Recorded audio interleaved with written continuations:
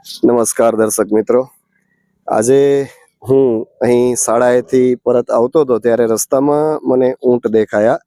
તો આ જે ઊંટ છે એ બધા દેશી ઊંટ છે. ઊંટની અહીંયા આપણા કચ્છની અંદર બે પ્રજાતિ જોવા મળે છે. એક ખારોઈ ઊંટ કહેવાય અને બીજા આ દેશી ઊંટ કહેવાય. તો ખારોઈ ઊંટ છે એ સામાન્ય રીતે દરિયાની અંદર, મતલબ કે દરિયામાં જે પેલા વૃક્ષ હોય છે, ચેરના વૃક્ષ, એનો એ ખોરાક તરીકે ઉપયોગ કરે છે. અને આ ઊંટ છે એ દેશી ઊંટ છે. તો આ ઊંટ છે એ સામાન્ય રીતે લીમડો અને બીજી કોઈ એવી વનસ્પતિ છે એનો ખોરાક તરીકે ઉપયોગ કરતા હોય છે. અને આપ બધા જાણો છો કે ઊંટનું જે દૂધ છે એ ખૂબ જ ઉપયોગી છે અને બહુ સારું એવું ઊંટનું દૂધ કામ આવે છે અને ગુણવત્તાયુક્ત દૂધ હોય છે. તો એનો ઘણો ઉપયોગ પણ એવો છે. તો આપણે એ માલધારી ભાઈ પાસેથી એની માહિતી લેશું. તમને અત્યારે હું જે આ ઊંટ દેખાડી રહ્યો છું એ તમે જોઈ શકો છો. તો હવે આપણે એની માહિતી આપણે જે માલધારી ભાઈ છે એની પાસેથી આપણે લેશું. તો તમે આગળના વિડીયોમાં બન્યા રહેજો. ચેનલમાં નવા છો તો ચેનલને સબસ્ક્રાઇબ કરી દેજો ખાસ, અને વિડીયોને શેર કરી દેજો. ઊંટના બચ્ચા પણ તમને અહીં જોવા મળે છે. જુઓ, આ નાનકડું બચ્ચું છે, એનાથી પણ નાનું બચ્ચું એ અહીંયા છે. જુઓ, તમે જોઈ શકો છો, સાવ નાનું બચ્ચું છે. હજુ ખાસું અઠવાડિયું પણ થયું હશે કે કેટલું, એ આપણે એમના જે માલધારી ભાઈ છે એમને પૂછીએ છીએ. બરાબર. રામ રામ ભાઈ, કેમો એમ ને? તમારા પપ્પા બાપુજી પાસેથી થોડીક માહિતી લીધી, વાતચીત કરી. તો આપણે થોડી ઊંટની માહિતી લેવી હતી. તો તમારું નામ શું? મંગલભાઈ. બરાબર. તમે અહીંયાના જ, કચ્છના જ, સુખપરની આજુબાજુ, મોરગર. બરાબર બરાબર. આશરે આપણી પાસે આ કેટલાક ઊંટ છે? 50-55. બરાબર બરાબર. અને આ જે પ્રજાતિ છે એ દેશી કહેવાય એમ ને? બરાબર. બે પ્રકારના ઊંટ અહીંયા જોવા મળે, એક ખારોઈ અને મીઠી ને ઊંટ કહેવાય. બરાબર, મીઠી. બરોબર. આપણે જમીન ઉપર જે વસવાટ કરે એ. બરાબર. એટલે આમ તો એને શું દેશી ઊંટ કહેવાય? બરાબર બરાબર. અને ખારોઈમાં ને આ બે માં ફરક શું હોય? દરિયામાં રહે એના કારણે ખારી કે. બરાબર. દરિયામાં એટલે આમ કાયમ દરિયામાં જ રહે કે? બરોબર. એટલે આમ જમીન ઉપર આવે કે? જમીન ઉપર ના આવે, દરિયાના કાંઠે જ આવે. દરિયાના કાંઠે આવે અને ઉપર ના આવે ગામો બીજો. બરાબર. એટલે આ રીતે આ જે હમણાં આ ઊંટ જે ચરે છે એ રીતે બરોબર. એટલે આમ ચાલે તો જમીન ઉપર ચાલી તો શકે ને?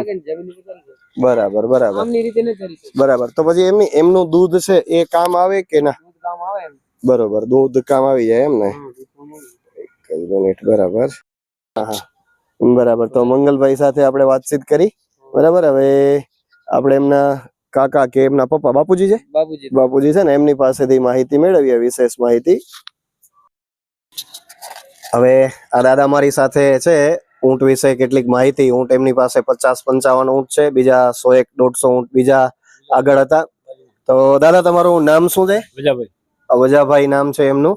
દાદા, ઊંટ વિશે થોડી માહિતી આપો કે આપણે બે જાતના ઊંટ હોય, ખારોઈ ઊંટ અને મીઠા હોય. બરાબર. તો દેશી ઊંટ કહેવાય. ખારોઈ ઊંટ છે એ મોટા ભાગે દરિયામાં રહેતા હોય અને ખોરાક એનો ચેરના વનસ્પતિ છે, એ ચેરની વનસ્પતિ ખાય. લીમડો, બાવળ એ ખાતા હોય. એટલે ઊંટનું દૂધ પણ દાદા બહુ ઉપયોગી થાય. તો શું કેશો ઊંટના દૂધ વિશે? શું ફાયદો થાય આપણને? ડાયાબિટીસ, કેન્સર, ખાસ કરીને દવામાં ઔષધ તરીકે આપણે ઊંટનું દૂધ છે એ વપરાતું હોય છે. આઈસ્ક્રીમ પણ બનતી હોય છે અને સામાન્ય રીતે હા, ચોકલેટ બને. પશુપાલકો છે એ અહીંયા સરહદ ડેરી કે બીજી અલગ અલગ ડેરીની અંદર દૂધ આપી દેતા હોય છે. બરાબર. ને દાદા, એના ઊંટનું જે ઊન હોય છે એનો ઉપયોગ કેવો થાય? ઊંટના ઊનનો ઉપયોગ ખાસ નહીં. બરોબર.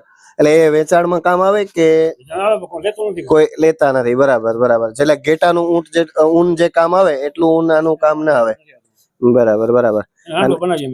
અચ્છા, હા, રાંધવા બનાવવા માટે કામ આવે, દોરી બનાવવા માટે કામ આવે છે. બરાબર બરાબર. અને દાદા, ઊંટનું સામાન્ય ઉંમર કેટલી, આમ કેટલાક વર્ષ સુધી? 30 વર્ષ સુધી જીવે. બરાબર બરાબર. નકા 20-25 વર્ષ સુધી. બરાબર બરાબર.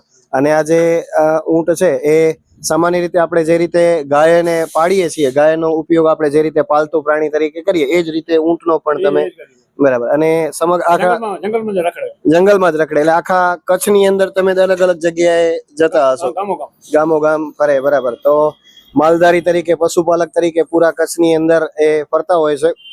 અને આમ બરાબર, અબડાસા, નખત્રાણા, જુદા જુદા તાલુકાની અંદર, વાગડમાં પણ. બરાબર બરાબર. અને એક ઊંટ છે, એ જે ઊંટડી છે, એ સામાન્ય રીતે કેટલું દૂધ આપે?